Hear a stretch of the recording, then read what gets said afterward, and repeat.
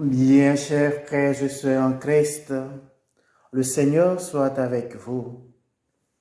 Aujourd'hui, la péricope de l'Évangile que nous méditons est extraite de l'Évangile de Jésus-Christ selon Saint Jean, au chapitre 10, du verset 22 au verset 30. Il y est question d'un échange entre Jésus et certains Juifs. À la question des Juifs de savoir si c'est lui le Christ, de leur dire ouvertement, Jésus leur fait savoir que ses brebis écoutent sa voix et qu'il les connaît. À ce propos, Saint Cyril d'Alexandrie dira, et je cite, « La marque distinctive des brebis de Christ, c'est leur aptitude à écouter, à obéir, tandis que les brebis étrangères se distinguent par leur indocilité. » Nous comprenons le verbe écouter au sens d'acquiescer à ce qui a été dit.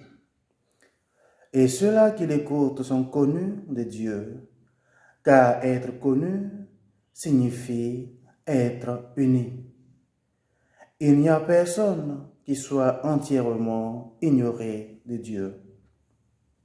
Donc, lorsque le Christ dit « Je connais mes brebis », il veut dire « Je les accueillerai et je les unirai à moi d'une union mystique et permanente. » Fin de citation.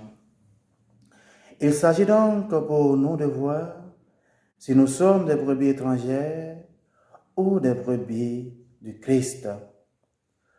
Toutes les fois où nous nous inscrivons dans la posture de ceux et celles qui écoutent le Christ sans adhérer à son message et croire qu'il est le Messie, nous nous présentons comme des brebis étrangères, voire même rebelles.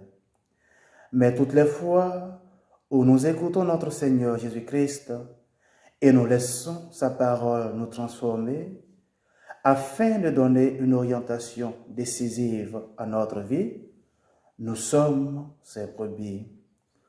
Nous sommes de ces brebis-là qui le suivent, et donc ses véritables disciples. À ceux qui se comportent ainsi, le Christ promet non seulement la protection dans la vie présente, mais aussi et surtout la vie éternelle. Que l'Esprit Saint éclaire chacun et chacune de nous, afin que nous puissions voir en Jésus-Christ le bon pasteur, capable de nous guider vers le vert pâturage, afin que nous puissions jouir du bonheur véritable, maintenant et pour les siècles des siècles.